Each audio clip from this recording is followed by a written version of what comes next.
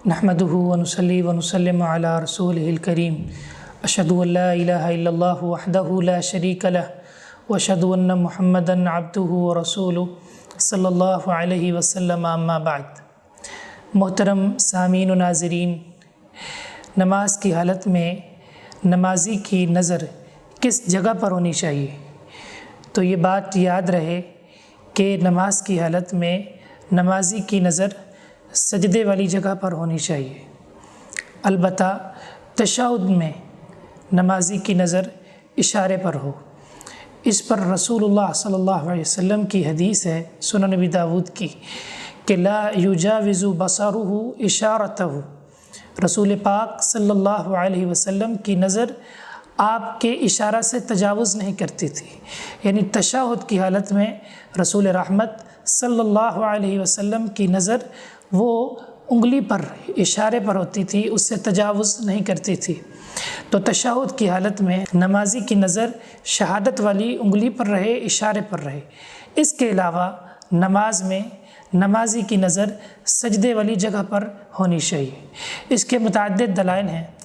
امام محمد بن سیرین رحمہ اللہ فرماتے ہیں، ان کا یہ قول امام محمد بن نصر المروزی کی تعظیم قدر الصلاۃ میں حسن سند کے ساتھ موجود ہے۔ وہ فرماتے ہیں کہ صحابہ اکرام رضوان اللہ علیہم اجمعین مستحب سمجھتے تھے کہ نمازی اپنی نظر کو نماز کی حالت میں سجدے والی جگہ پر رکھے، اس کو وہ پسند کرتے تھے، مستحب سمجھتے تھے۔ اسی طرح امام عطا بن یسار رحمہ اللہ، ان سے پوچھا گیا کہ نمازی کی نظر نماز کے دوران کس مقام پر ہونی چاہیے، تو انہوں نے فرمایا کہ نمازی کی نظر سجدے والی جگہ پر ہونی چاہیے، یہ اچھا ہے۔ اسی طرح امام ابن المنذر رحمہ اللہ، ان کی ایک کتاب ہے، اس میں انہوں نے اجماع کو نقل کی ہے، الاجماع۔ وہ فرماتے ہیں کہ نمازی کی نظر سجدے والی جگہ پر ہونی چاہیے، یہ زیادہ بہتر ہے، اس میں زیادہ احتیاط ہے، اور یہ اس کو دوسری مشغولیت سے بچائے گی، اور اس کی نظر کسی بھی ایسی جگہ پر نہ جائے جس کی وجہ سے وہ نماز سے مشغول ہو۔ تو نمازی کی نظر جو ہے نماز کی حالت میں سجدے والی جگہ پہ ہونی چاہیے، اس کا وہ خیال رکھے اور پوری توجہ اور دھیان کے ساتھ، خشوع و خضوع کے ساتھ اللہ رب العزت کی وہ بندگی بجا لائے، نماز کو سر انجام دے۔ بعض لوگوں کا یہ خیال ہے کہ قیام کی حالت میں نظر سجدے والی جگہ پر ہونی چاہیے، اور جب رکوع میں جائے تو قدم پاؤں پر نظر ہو، اور جب تشہد میں ہو تو اس وقت گود میں نظر ہو، اور جب سجدے میں ہو تو اس وقت نظر ناک کی نکوڑی پر ہو۔ یہ الدر المختار میں یہ موجود ہے۔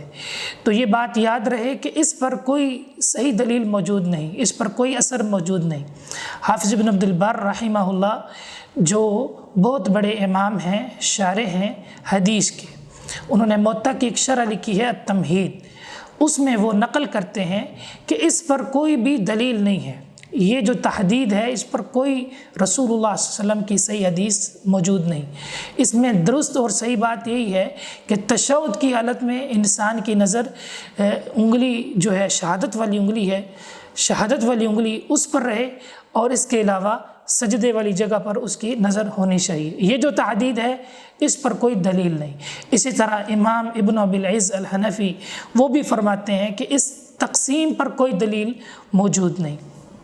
بعض لوگ نماز کی حالت میں آنکھیں جو ہیں وہ آسمان کی طرف اٹھاتے ہیں، ان کی یہ عادت ہے، تو اس سے بھی رکنا چاہیے۔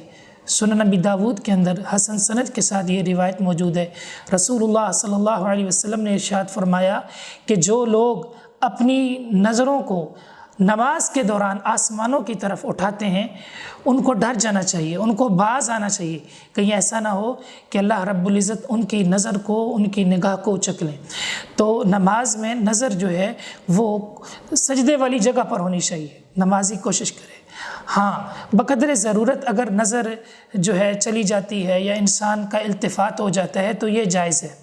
امام ابو داود رحمہ اللہ نے باب قائم کیا ہے کہ باب الرخصۃ فی ذالک، اور وہ اس کے تحت روایت لے کر آئے ہیں کہ رسول اللہ صلی اللہ علیہ وسلم نماز آپ نے پڑھائی صبح کی، اور اس میں آپ صلی اللہ علیہ وسلم کی نظر التفات جو ہے وہ گھاٹی کی طرف چلا گیا، یعنی گھاٹی کی طرف آپ کی نظر چلی گئی، تو بقدر ضرورت اگر التفات ہو جاتا ہے تو اس میں کوئی حرج نہیں۔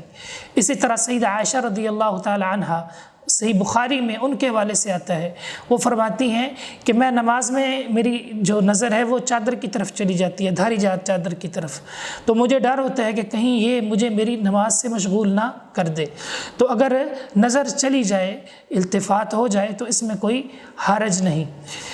تو اللہ رب العزت سے دعا ہے کہ وہ ہمیں کتاب و سنت پر عمل پیرا ہونے کی توفیق عطا فرمائے، آمین یا رب العالمین۔